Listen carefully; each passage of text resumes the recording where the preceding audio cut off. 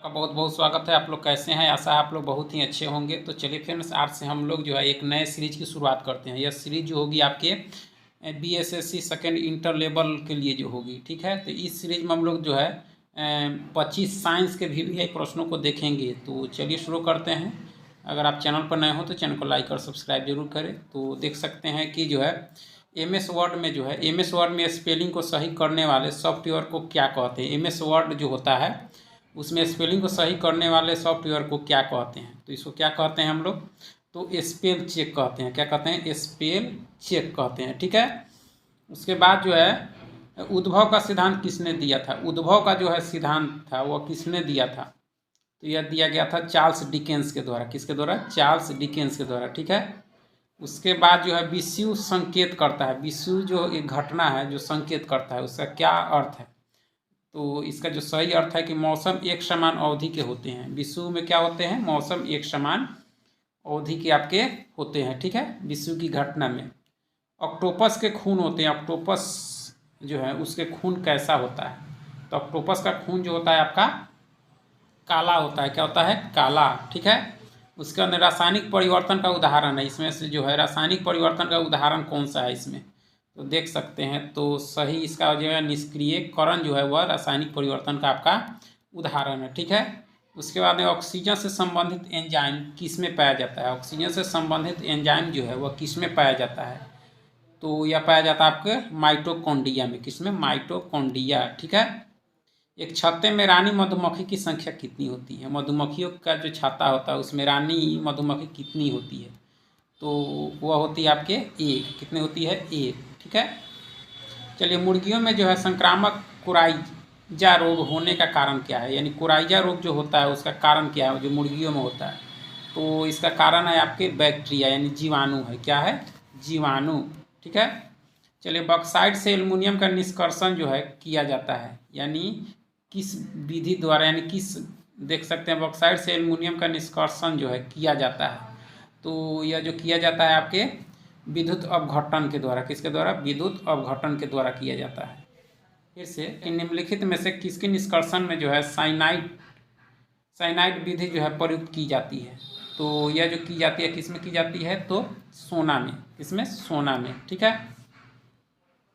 निम्न में से जो है कौन नॉन फेरस धातु है? नॉन फेरस धातु इसमें से आपका कौन सा है? तो नॉन फेरस धातु देख सकते हैं तो यह हो जाएगा एल्युमिनियम। क्या हो जाएगा? नॉन फेरस धातु इसमें से आपका एल्युमिनियम हो जाएगा।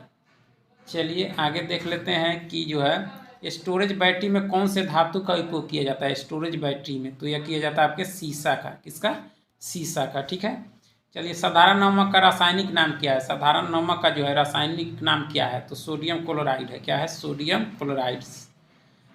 नेक्स्ट है आपका कि खारे पानी में निम्न में से जो है क्या उपस्थित है? खारे पानी जो होता है उसमें क्या उपस्थित होता है? तो यह होता है आपके कैल्शियम। क्या होता है? कैल्शियम, ठीक है। चलिए, निम्न में से किसका विस्तृत रूप से जो है बेहोश करने में प्रयोग किया जाता है? यानी बेहोश करने के लिए इसमें से किसका प्रयोग किया जाता है? तो यह किया जाता है आपके क्लोरोफॉर्म का। किसका? क्लोरोफॉर्म का, बेहोश करने के लिए। धातुओं के सल्फेट के कारण पानी की अस्थाई जो है खारेपन को दूर किया जा सकता है निम्न के प्रयोग से। किसके प्रयोग से? तो यह है जियोलाइट के प्रयोग से। किसके प्रयोग से? जियो जो है लाइट्स के प्रयोग से। चलिए, पाचन के रसों में निम्न में से कौन सा अम्ल पाया जाता है? पाचन के रसों में तो यह पाया जाता है आपके हाइड्रोक्लोरिक अम्ल। कौन सा? हाइड्रोक्लोरिक अम्ल पाचन के जो है रसों में। चलिए आगे है कि ब्राउन रिंग परीक्षण का प्रयोग होता है। ब्राउन रिंग परीक्षण का जो है प्रयोग किसके लिए होता है? तो यह जो होता है आपके नाइट्रेट के जो है विश्लेषण के लिए। नाइट्रेट के जो है विश्लेषण के लिए किसका प्रयोग होता है? ब्राउन रिंग परीक्षण का प्रयोग किया जाता है। चलिए, निम्नलिखित में से कौन सा नियम गैसों से संबंधित नहीं है? गैसों से संबंधित इसमें जो है कौन सा नियम आपका नहीं है? तो इसमें देख सकते हैं तो फैराडे का नियम नहीं है। कौन सा नहीं है? फैराडे का नियम। बाकी इसमें जितना भी है वह गैसों से संबंधित नियम है। फैराडे का नियम किस प्रक्रिया से संबंधित है? फैराडे का जो नियम है वह किस प्रक्रिया से है? तो क्या है? इलेक्ट्रोलिसिस से है फैराडे का नियम। नेक्स्ट है निम्न में से कौन सा पदार्थ जो है प्राकृतिक रूप से खाटा है? प्राकृतिक रूप से खाटा आपको कौन सा मिलेगा? तो सिरका मिलेगा। कौन सा होगा? सिरका। आग बुझाने वाली गैस है इसमें से। आग बुझाने वाली गैस कौन सी है? तो यह जो है आपके कार्बन डाइऑक्साइड है। कौन से हैं? Carbon dioxide. चलिए बॉक्साइट अयस्क है, किसका है? तो एल्युमिनियम का है। चलिए आगे है कि निम्न में से कौन सी धातु प्रकृति में जो है हमेशा मुक्त अवस्था में पाई जाती है? मुक्त अवस्था में इसमें से कौन सी पाई जाती है? तो सोना। कौन सी? सोना। ठीक है। पारिस्थितिकी विज्ञान यानी इकोलॉजी का जो है किससे संबंध है? इकोलॉजी का संबंध जो है किससे है? तो शरीर संरचना और वातावरण से में जो संबंध है वह के यानी यह संबंध है आपके इकोलॉजी से। तो चलिए बहुत बहुत धन्यवाद।